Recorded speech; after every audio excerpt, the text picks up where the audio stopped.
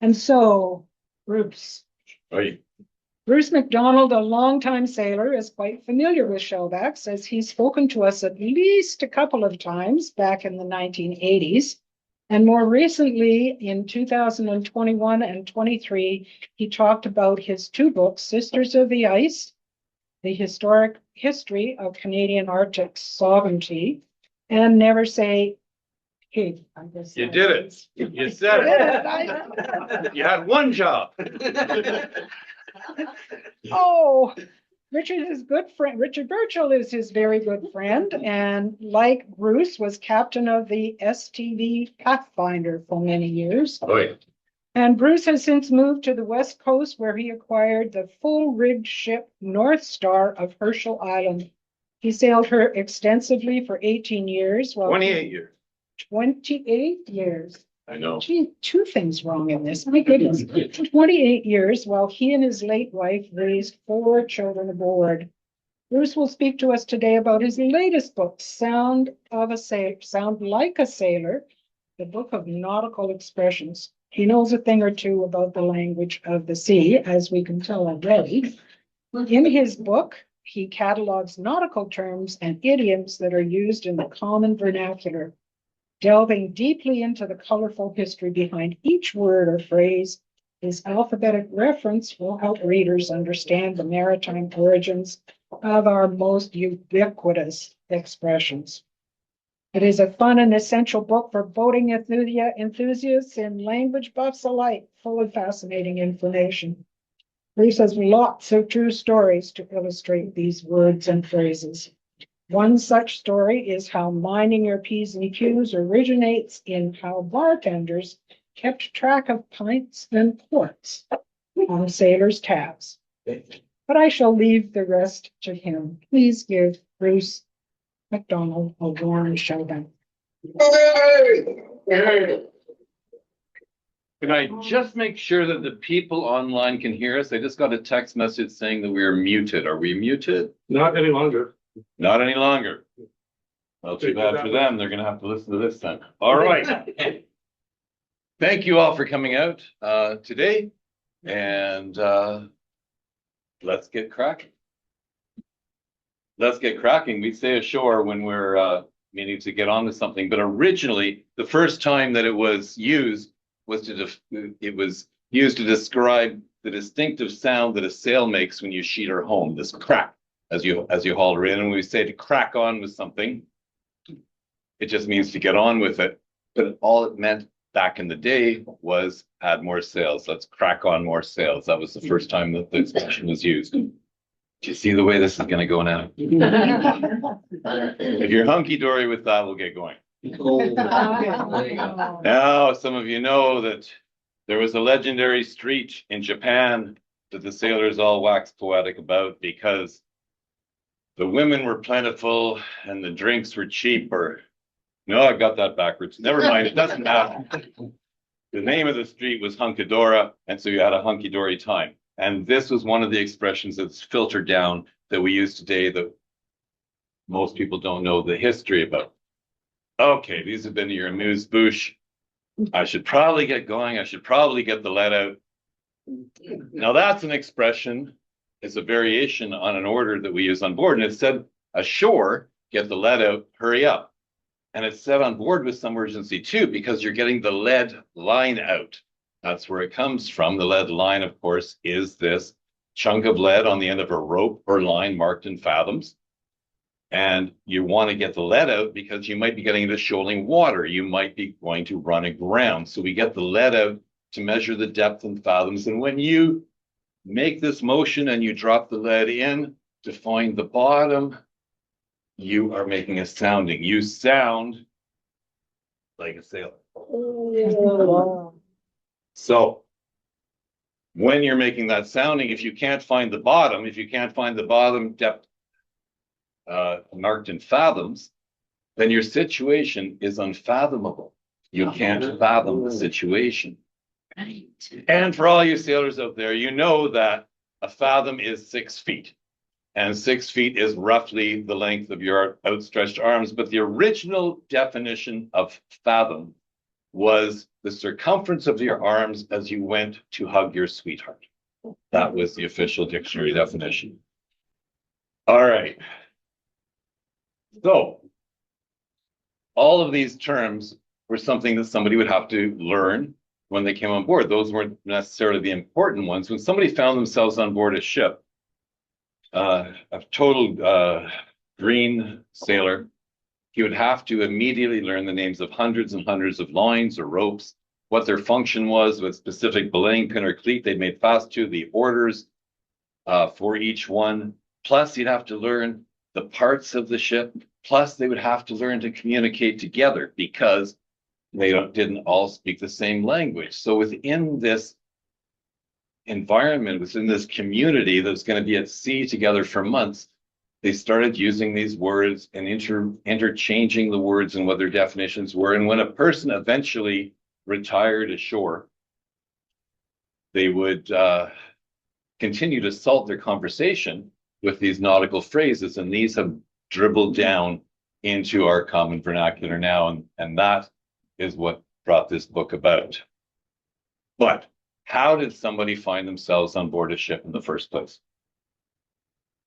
Well, when a ship came into shipyard, a merchant ship, a whaling ship, a navy ship, lots of navy ships, and in this little talk I'm going to give to you, they may have been gone for 3 months, they might have been gone for 3 years, but the shipyard immediately went to work to get the ship ready to go back out to sea to harass the enemy. So the shipwrights or the chippies would get to work replacing planks and spars, and sails would get renewed, the rigging would get renewed, and more food and water. They'd get the ship ready to go.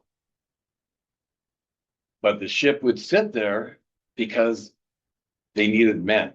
When they came in, they might have lost a good portion of their ship's complement to naval battles, to disease, to infection, drowning. And so they couldn't actually just sit there waiting for volunteers to walk down the street, walk down the pier and join the ship. So they would hire a professional to go out and get them men. They didn't care if they were sailors or not. They just needed men on board. And the easiest way to do that was to hire a professional. Now, the old word for thief was pinch because they were pinching things, but for a thief of men, it was a crimp. Same thing. They were crimping, just like on a pie crust. They would be crimping men and pulling them on board.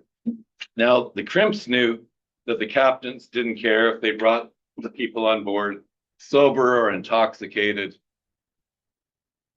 conscious or unconscious. And it's much easier to bring an unwilling volunteer on board if they're unconscious. So working with crooked bartenders who would sell the sailors bad beer, doctored drinks, that's drinks with knockout drugs in them, they would collect these people and they'd get a head tax, or else they'd get a percentage of their wages for the first couple of months. So just to put it into perspective for you, imagine it's the end of your workday and you've rocked up to your local for a quick pint after work. And you're sitting there and some guy is yakking in your ear about how you should join the ship, you should join the Navy, and you can't be bothered with him. So you turn your back on him and he slips a knockout drug in your drink. And the next thing you know, you wake up with a sore head and you're on a sailing ship and there's some guy leaning over you saying, "Welcome to the Navy." Now, in the best case scenario, you'll be back in that home port in about 3 months. You won't be allowed ashore because they know you're going to desert. But you can get word ashore and you can say, "I'm alive and could somebody go feed my goldfish, please?" In the worst case scenario, you're told, no, we're going to be gone for years. And in fact, we're going down to the most dangerous waters in the world. We're going down to the Southern Ocean. We're going to go around Cape Horn. We're going to China. In fact, we're going to Shanghai. And so now we say when you've been shanghaied into doing something you don't want to do, that's where that comes from, because all of these ships were heading for Shanghai. So you picture the same poor old sap. Now it's a year and a half later. He's somewhere in Asia and he's on shore leave. And he's wearing now the blue uniform of the Navy, which is why we call sailors true blue. And it is a distinctive jacket, which is why we call sailors jacks. And because all the rigging, the deck seams, the deck planks are all covered in tar to waterproof them, he's going to have some tar in them. So these guys are called jack tars. So now this guy, he's a jack tar now, and he's walking on shore leave somewhere in Asia, feeling kind of sorry for himself. But wait, things are looking up because there's a woman, an actual woman, smiling at him, giving him a come hither look. Very similar to the look that Diane Leggett gives when she wants someone to speak. So he walks towards her with a spring in his step, this jack tar, and she says the only two words she might know in English, "Hi, Jack." And he follows her through the door, and her compatriots knock him on the head and rob him. And so you learn that if you hear "Hi, Jack" on the street, you're about to be robbed. Now, many of us grew up in an era when the newspapers all had headlines about planes being hijacked. They took that word from the sailors. And now it's mostly used in business meetings. End of a long day, you've got a boring staff meeting. Following down on the agenda on the staff meeting, and when you get to the very last line, some keener says he wants to add another line to the agenda, and because he said that, because he's hijacked the meeting, you're going to miss the start of the Leafs game.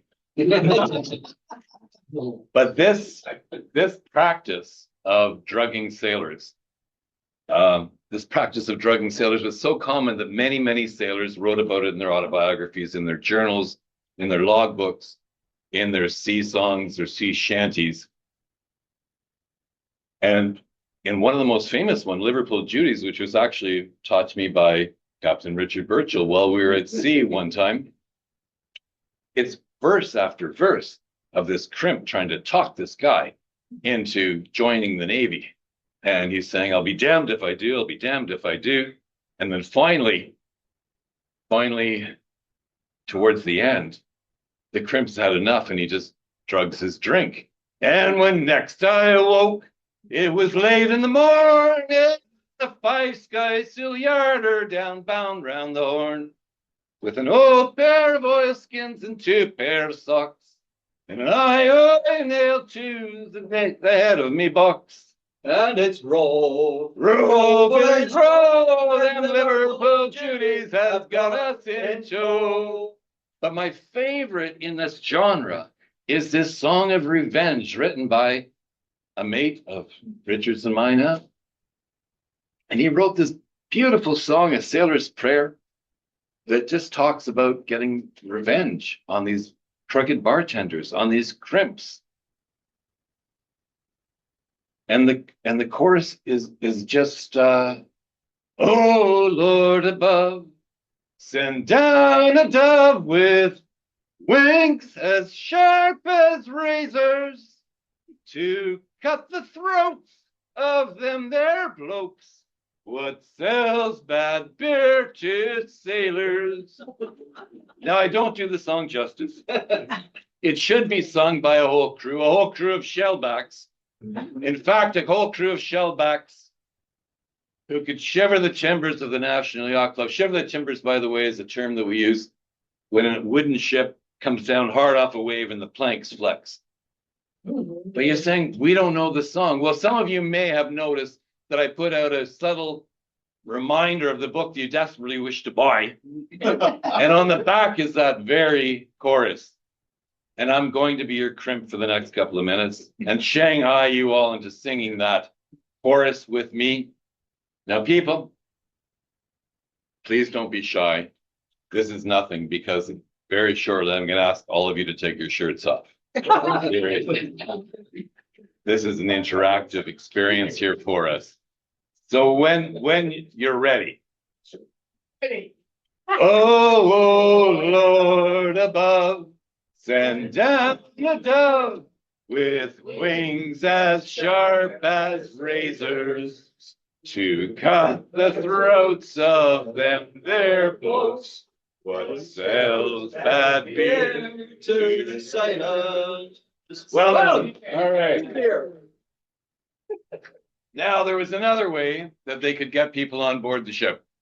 This was totally legal. No crimps around, but the skippers needed, the captains needed men on board the ship. So they would find their biggest, toughest, gnarliest sailors who would arm themselves with belaying pins and other implements of destruction, and they would go out to the brothels, bars, and boarding houses and just find men and grab them, knock them on the head. If they wanted to fight, they were up for that. And they would drag them back to the ship. This was the press gang. So when you've been press ganged into doing something you want to do, that's where that comes from. But there was a gentler way to get people on board. And the crimp might see some poor sod sitting at the bar, looking dejected and depressed, counting his halfpennies to see if he had enough money to buy one last drink before he had to trudge home and face the turgid reality of his depressing existence. And he'd say, mate, I've got this great job for you. It pays well. There's lashings of liquor on board. We anchor every night. And the captain, he brings you a cup of tea every morning and asks you what you want for breakfast. And if you want to join, as a bonus, I'm going to give you a shilling, the king's shilling, pay for all your drinks. And a lot of people took this. It sounded like a good deal to them. But others would say no, and they'd turn their back on him. And instead of drugging their drink, he'd just drop the shilling into their beer. And then he'd say something that we've all said, bottoms up. Mm-hmm. And as the guy drained his mug of beer, he'd feel something fall between his lips. And he'd pull it out. And the crimp would say, I see you've accepted the king's shilling. Welcome to the Navy. And this was a binding contract. That is why beer steins often have glass bottoms, so you can look in and see if somebody is trying to fool you. But there was yet another way, a more natural way, perhaps, that people came on board, that men came on board the ship. Now, women were not welcome on board the ship when she was at sea, generally. And if you want to know about that, it's a superstition. And I wrote a whole book about sailor superstitions called Never Say Pig. And you can find out. Damn. She influenced me. Nothing of bad influences here. So women would come on board, particularly when the ship was in home port. Wives, sweethearts, prostitutes, and they would sleep in the same hammocks as the sailors. But in the morning, when it was time to rouse out the sailors to get to work, it's very dark down below. How can you tell who's in the hammock? Well, now we use this to mean to hurry up. The original definition was stay as you are. The women were allowed to sleep in. So the bosun perhaps would come through and rouse out. How do you know? He'd just yell, shake a leg. And if a formerly female gam came out of the hammock, that person could stay. Now, if a man tried to oversleep, he'd be given a warning. And then out would come a knife, and the lanyard holding of his hammock would be cut, and he'd tumble down onto the deck to wake up that way. That's where we get the expression to cut a man down from. It now means to insult somebody, and it certainly is an insulting way to start the day. However, sometimes a woman would come aboard and she'd be very pregnant. And when the joyous moment was about to arise, she needed some privacy. There were sometimes 300, 400, 500 people, men on board this ship, and she needed some privacy. The most private place when the ship was in her home port was the gun deck where all the cannons were. So she would go and find herself a really comfortable place on the wooden deck next to the cannons or the great guns. And if the child was born a boy, good luck. Good luck. Never say pig. He was called a son of a gun. Yeah. So the ship gets ready to go back to sea. The woman and her baby go ashore. But if the child is going to make his way in the Navy, he has to get back on board fairly soon in order to start learning his trade, but also just to get seniority. Seniority was key. So these young fellows, these young guys, men, boys, would come on board, and they did not have the physical size or strength to do the hard work of a sailor.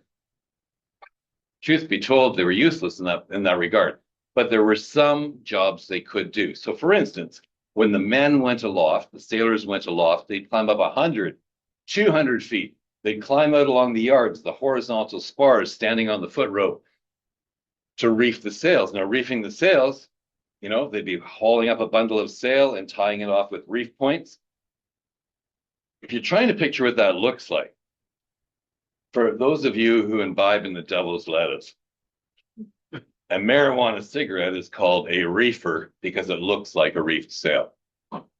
Now, when it came time to untie these, well, the men didn't have to go up there. That doesn't take any physical strength. So they'd send these little rigging monkeys, these little kids, up aloft 100, 200 feet to untie that. And for that reason, because they were working with reef sails, they became known as little reefers, something that we still call little kids today sometimes. Now, in the off watch, when they weren't working, these little reefers would play up in the rigging, much like my daughter, who grew up on a three-masted, fully rigged ship, is sitting here today. This was their playground, and they would climb up and they would flit around and they'd be swinging back and forth. And from on deck, they looked very much like a flock of birds, perhaps a flock of larks. They're up in the sky, skylarking. That's where we get skylarking from, is when you're fooling around and that. Now, I started much later. I was probably all of 13 or 14, and I can remember one of our favorite things to do, and Ted will back me up on this one. We used to play follow the leader. So we'd follow one of the old hens, who was probably just a couple of years older than us, up the rigging, and we'd shimmy up the main topmast, and then we'd cross hand over hand between the masts along the triadic stay, and then we'd climb out along the yards, and then we go down the leech, the vertical edge of the square sails. Terrible thing to do to sails, never do it, but we did. And it's like trying to grip, though, a piece of sheet metal. You can't grab it.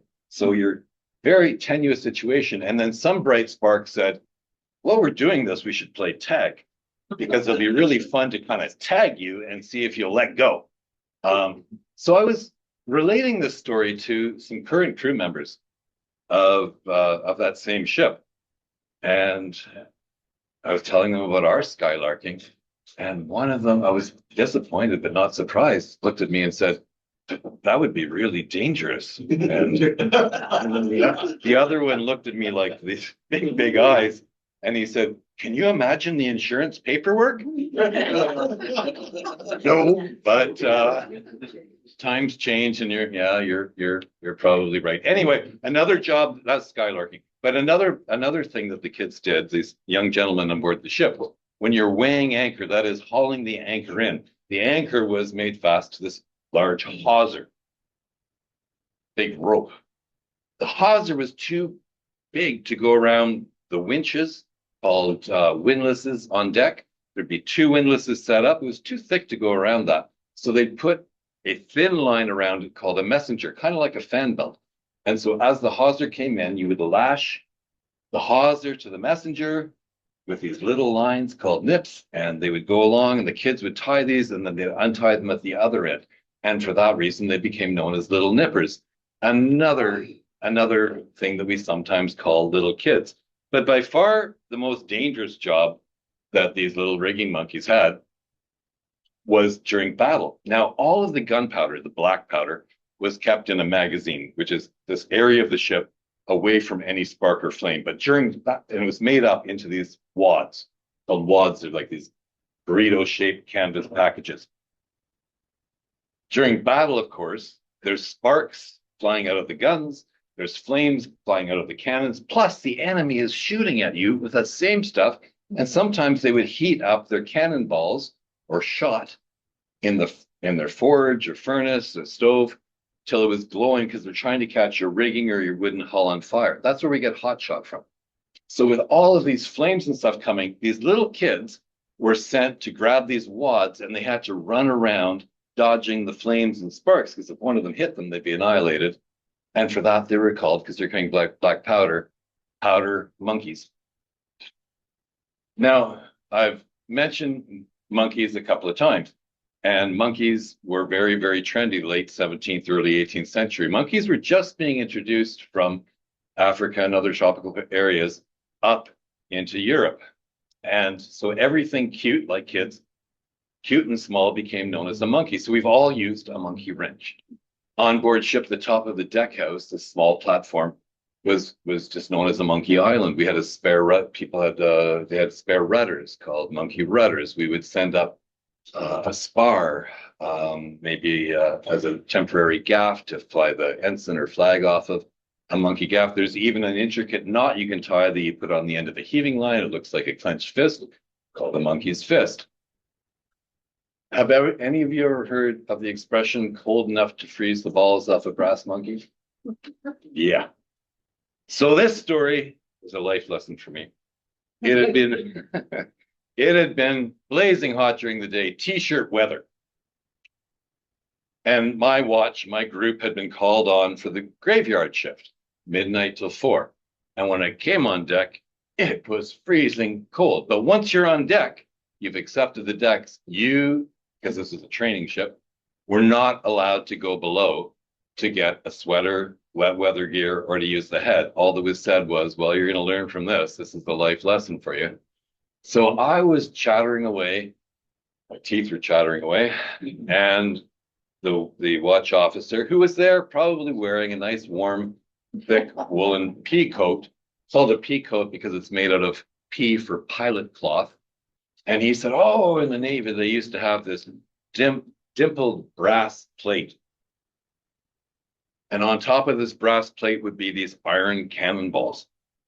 And when it got cold like it is tonight, the brass would contract faster than the iron. The cannonballs would all pop out all over the place. And I thought this was a great story. And I used it a lot because I was a teenage boy and I got to use the word balls and shock people. But then I went and I visited museum ships. I worked on replica ships. I sailed them. I studied sea battles and all these accounts.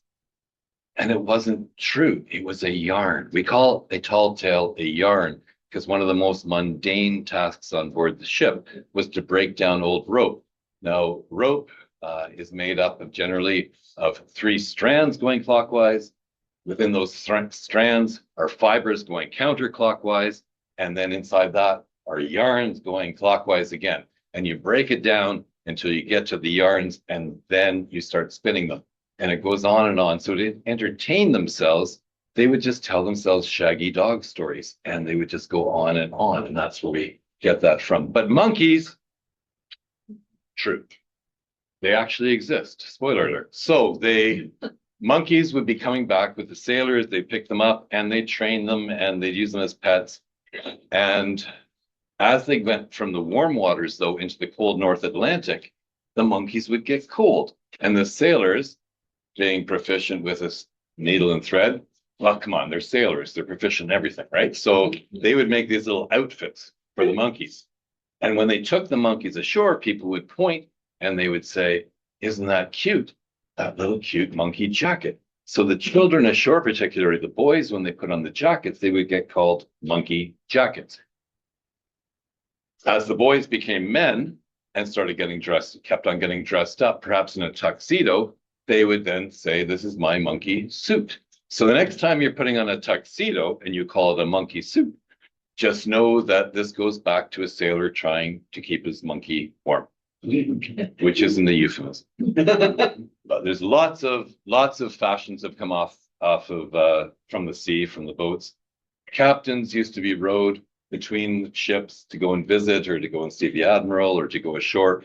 And they would have their particular boat called a captain's gig, hand-picked crew who's representing the ship.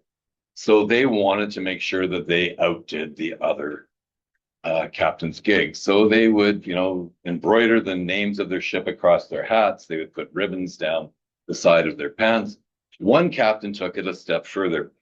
And working with a tailor ashore, he came up with this short, boxy working jacket. He got rid of the tails, which was the fashion at the time, broad shoulders so you could row. And when the sailors went ashore wearing this new invention, they cut a fine figure. And people looked at them and they said, whoa, you sailors are looking pretty good. We want that fashion. And that became the trend. We're going to name that fashion after your ship. What's the name of your ship? HMS Blazer. And that's where we got a blazer from. And if you've ever worn a blazer and you look down at the cuffs of your blazer or any suit jacket, you'll find there's some useless buttons on there. They don't do anything. Now, this is attributed to, but not proven to come from Lord Nelson, but certainly somebody in the Admiralty was tired of these little nippers, these little reefers, these rigging monkeys wiping their nose. And so he had buttons sewn there to remind them that this is not okay. But when these young gentlemen went ashore with useless buttons on their cuffs, they said, well, we want that. And we're going to keep on doing that for hundreds of years. I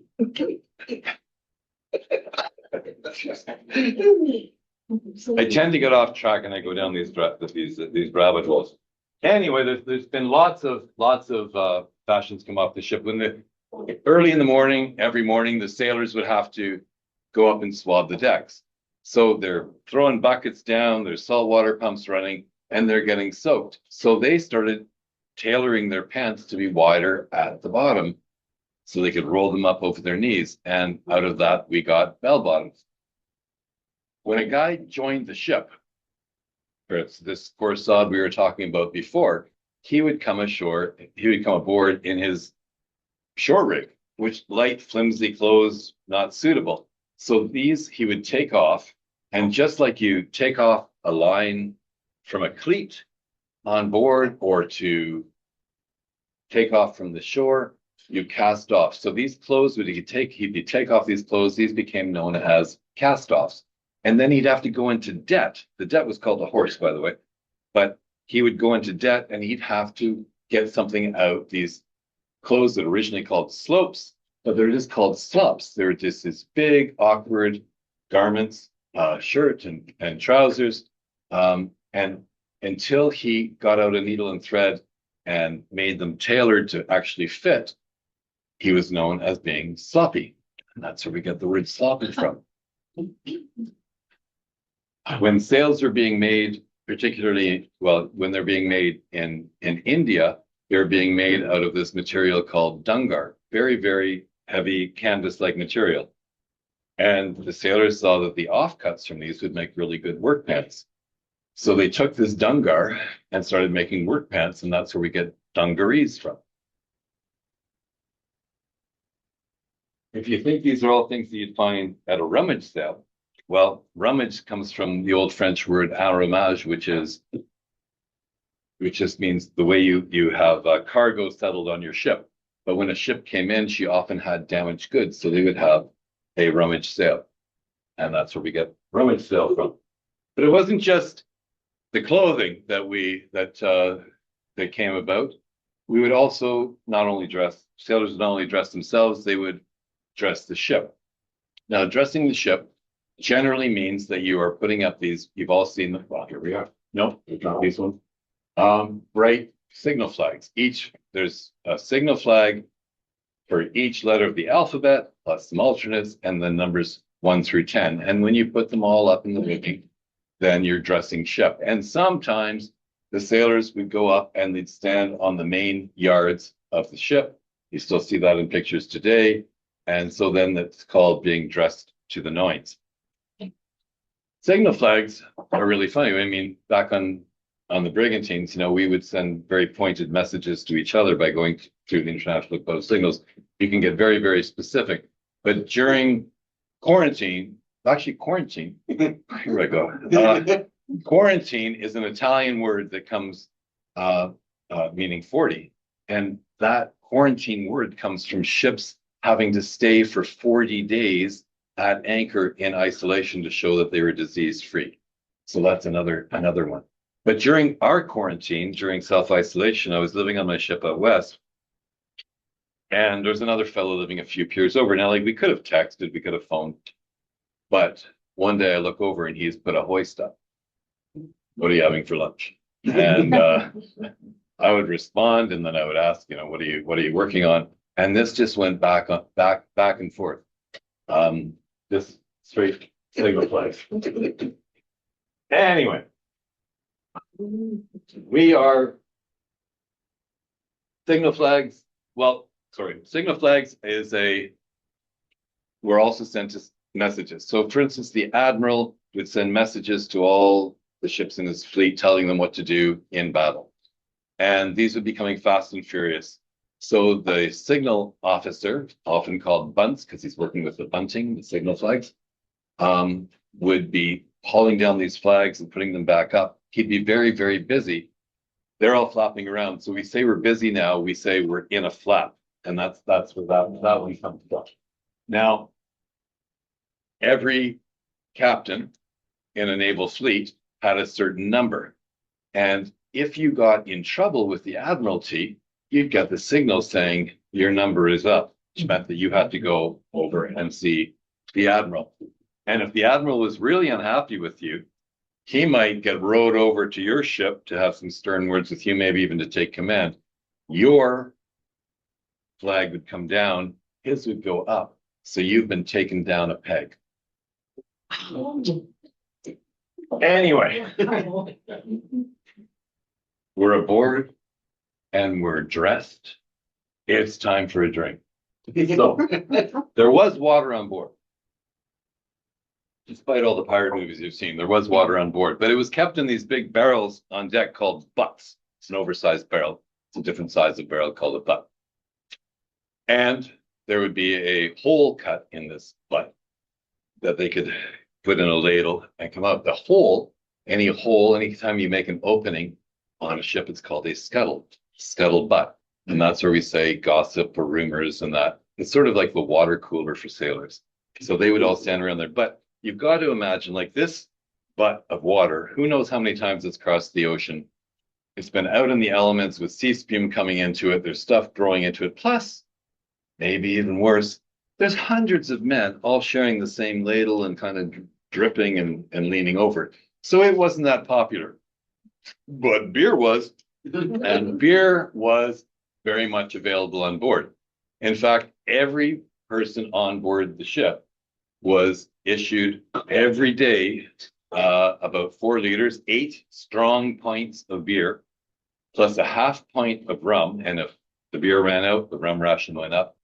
Plus, the officers on board the ship all brought along wine because, of course, gentlemen do not eat without wine. And plus, you have to be able to socialize and have wine. They wouldn't just bring along a few bottles or a few cases. They brought along vast quantities of wine. Now, sorry, out of this came the expression, the Admiralty said, you guys are drinking too much. You can't drink. It's the nautical equivalent of it's 5 o'clock somewhere. You can't drink until the sun's over the yard arm. Just to be clear, the yard is the horizontal spar. The arms are the very, very tapered ends. They're not synonymous. Originally, it was you can't have any alcohol until the sun's over the foreyard. In the northern latitudes, that would be until about 11 o'clock. 11 o'clock. But they continued to drink. This same thing with the rum and the beer went to all the different navies around the world. They all just followed the Royal Navy's example, the English Navy's example. In Australia, though, some of the admirals were talking, and they said, we're giving like 8 pints strong beer a day plus half a pint of rum to everybody on board the ship, plus all that wine. That means like the 300-pound bruiser bosun over there is getting the same as the 8-year-old boy.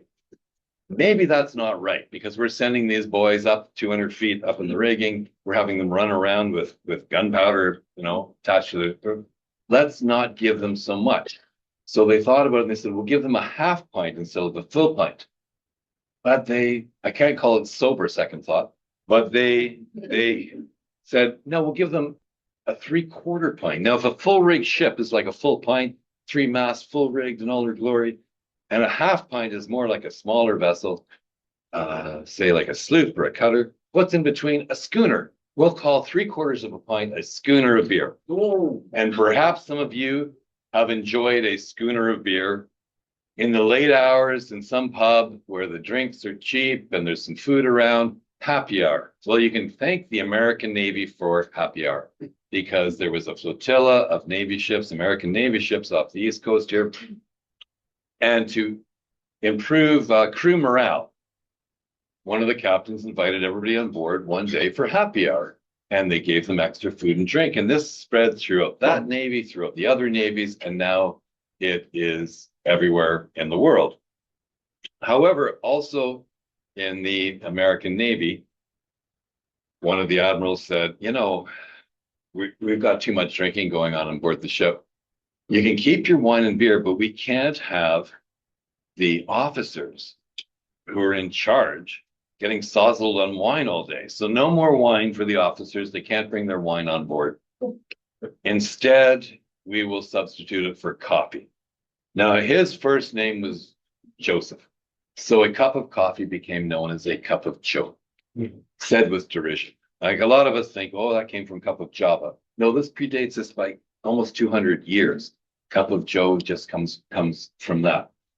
And then back in England, they also said, yeah, we've got to get this drunkenness under control. And one of the admirals said, we're going to water down the rum. Now, he already had a nickname because he wore this thick coat of black cloth called Braga. So he was known as Old Grog. So watered down rum became known as grog. And if you drink too much of it, then you become groggy the next day. So just when they're getting their hands on this, getting a handle on this, one of the other admirals noticed that the English sailors weren't enjoying their lime juice. Now, English sailors were given lime juice in order to combat scurvy. Lemons would have been far, far better, but limes were cheap. So sailors became known as, British sailors became known as limeys, and Brits by extension. So he said, I know how we can make them drink the lime juice. We'll mix it with gin. This was very popular. And his last name, he was Admiral Gimlet. So gin and lime became known as a gin gimlet. There's been many, many drinks associated with the sea. When the England colonized India, they would be sending vast amounts of beer over there.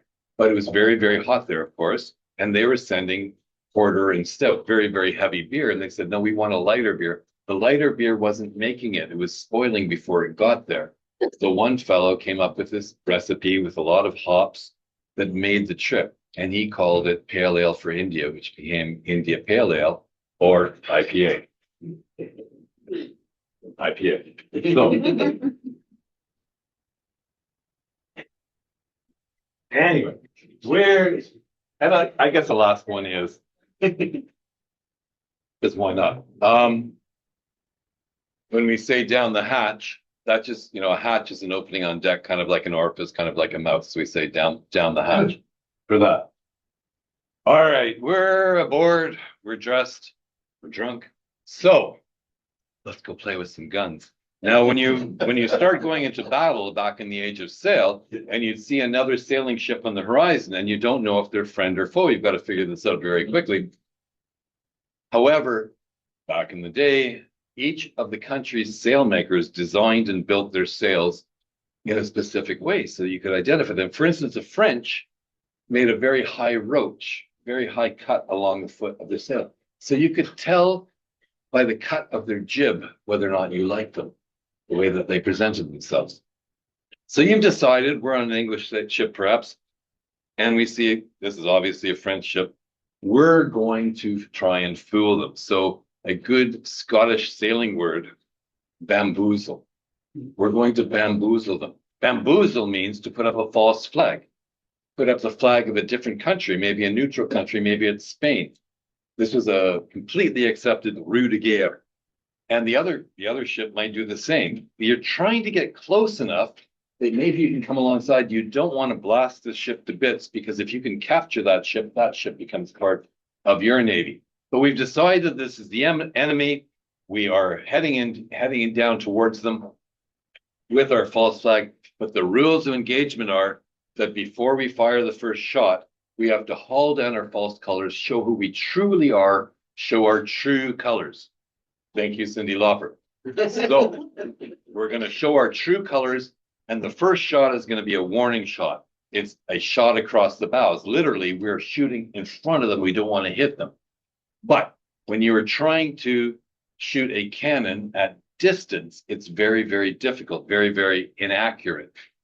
It's iffy. So it's a long shot. I'm going to give this, it's a long shot. We're going to make it. The other ship might say, you know what? I think that we're bigger and tougher than them. Our sailors are, let's let them come alongside. Let's make ourselves look weak. We're all going to hide down below and make ourselves look very vulnerable. So they're hiding down below. 90% of the ship's company, they have a pistol on each side. They're not being truthful. They're not being, they're all hiding below decks or below board. They're not being above board. So now they're down below. They've got a pistol on each side. Once you shoot that pistol, you only get one shot. So now they're going to stick a knife there. So they've got some extra armament. So now we're armed to the teeth. But in a different scenario, you're sitting there at anchor having a cup of tea. You're sure there's no enemy around. Just riding peacefully at anchor, and you look up and, oh my Lord, here comes a ship of the enemy. Her guns all drawn up. We don't have time to get the little nippers out to weigh the anchor. We're just going to have to make sail, and then we take an axe and we're going to cut and run. So we're going to make a quick escape, cut the anchor hawser, and we're going to run. And we don't want to see where the ship, we want to hide ourselves. So we're going to fire a broadside. Now, firing a broadside, when you send off a broadside, now it just sort of means to send this strong message to everybody. But what we're going to try and do is create a smoke screen. So we're going to create a smoke screen, and we're heading for this narrow passage between the mainland and an island that we know this big ship can't follow us into. We're going to, as this narrow passage is, well, you sailors know that when you go into a marina, you're issued a berth or a slip. So the original definition of slip was a narrow passage between mainland and an island. So we're going to give them the slip.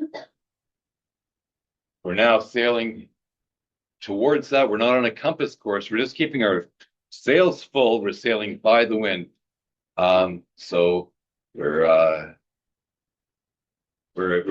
heading down towards that, and we're just sailing by the wind with the sails kept large. So everything is just by and large, we're just going to be going there. But then you remember as you enter the slip, oh no, we've made a fatal error. There's a shoal up ahead, and if we hit that shoal, we're going to hit rock bottom. Everything is going to be lost. But if we get enough speed up, it's very, very iffy. We might be able to bounce off the bottom. It's iffy, so it's a touch and go situation. So we go through, we bounce off the bottom, the enemy's astern, everything's looking good, but this is a windy little passage. And of course, the wind gets on the wrong side of the sails. This shocks us because we've been taken aback. So I've been taken aback by that because the wind's on the wrong side of the sails, but we're expert sailors here. So we sort that out, but now a storm's coming. And the captain calls for lookouts. Now everybody's hiding down behind the hatches. It's just miserable, but he sends some people up to the weather side, and they're watching for the enemy. They're watching for shoals, but they're miserable because there are waves crashing over them. And what are we going to, and because they're miserable, they're not on the leeward side, they're under the weather. Well, the storm gets worse, and the captain says, well, haul down all the sails now. And we're going to just put up one triangular sail, a trysail, it's triangular. And we're putting that up because this is trying times. Now that's just the name of one of the oft used, not often used sails, trysail. There are many others. When ships are making long passages, they would put a spare topmast way up, and they just try and eke whatever they could out of the wind. And when they started building tall buildings ashore, they said, the tallest things we've seen that are man-made are these big sailing ships. What do you call some of these other sails? not like the Gallants or the Royals. What do you put up above there? And they said, oh, Star Scratcher? And I said, nah, it doesn't ring true. And they said, how about skyscraper? I said, ah, yes, we're going to call our tall buildings skyscrapers. And when Ian Fleming was writing his 007 novels, one had a celestial theme, and he needed another name for the celestial theme. What's another name of a sail? A moonraker. So everything's good. We're sailing along now. We've got all of these sails up, but there's one last bit of business. And that is, unfortunately, during the last battle, one of the crew members disobeyed. So he's going to be punished. And so all the crew come out on deck and they line up to witness punishment, and they line up with their feet right along the deck seams, where we get the expression towing the line from. And they're all towing the line, and the man comes out to accept his punishment. Now, one of the worst punishments was to be keel hauled, and that is literally to be dragged by hand and foot under the keel, and all the barnacles rip your skin. But usually it was just a good old-fashioned flogging. So he comes out and he takes off his shirt, and yeah, I'm sorry, we don't have time, so just keep your shirts on. But he comes out, he takes off his shirt, and the bosun comes out with his red baize bag, and he takes out the whip. Now, the whip has 9 strands. It's called a cat of 9 tails. Cat because it leaves these big, thick cuts or welts in your back as though you've been clawed by a cat. But when he lets it out, he's letting the cat out of the bag. And he lets the cat out of the bag. This guy's not popular, so people stop towing the line and they all crowd in to watch. Now there's not enough room to swing a cat.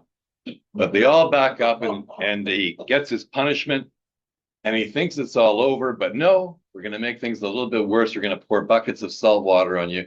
That's where we get the expression rubbing salt into the wound. But a happier flogging note here. You've all heard the expression flogging a dead horse, but meaning to do something useless. But remember when that poor sod came on board and he had to have his cast-offs, and he went into debt to buy his slops. And he went into debt to buy his slops. He's been paying off that debt now for 2 months. He's a poor man. He hasn't made any money. He's just been paying his debt. But finally, the debt is paid. And so a straw effigy of a horse is made up, and he goes, and he and the others who've got their debts paid off get to flog the dead horse, and all the crew sing, I say, old man, your horse is dead. I would say so, and we hope so. I say, old man, your horse is dead. You poor old man. A month of rotten life we've led. And we say so, and we hope so. While you lay on your feather bed, you poor old man. There's more. There's more. Unfortunately, there's more. Anyway, the flogging is done. It's all clear on the horizon now, meaning that there's no enemy or big weather coming our way. We can see the leading light. We can see the guiding light. We can see our landmark. All good nautical terms. I hope I haven't overwhelmed you. That comes from the Middle English word whelmen, meaning to overturn or capsize a vessel. We make our way into harbor, and we round up. We're getting the anchor ready, and we take the rope or the hawser to affix to the anchor. There's 2 ends to every line. There's the working end, in this case, being made fast to the anchor. And then there's the bitter end, so-called because it goes to a strong point on deck called the bitts. Now we lower the anchor. We don't want to get right to the bitter end and let it run out. That would be bad. So we make fast. All is secure. And I thank you very much for coming out on this voyage of knowledge. That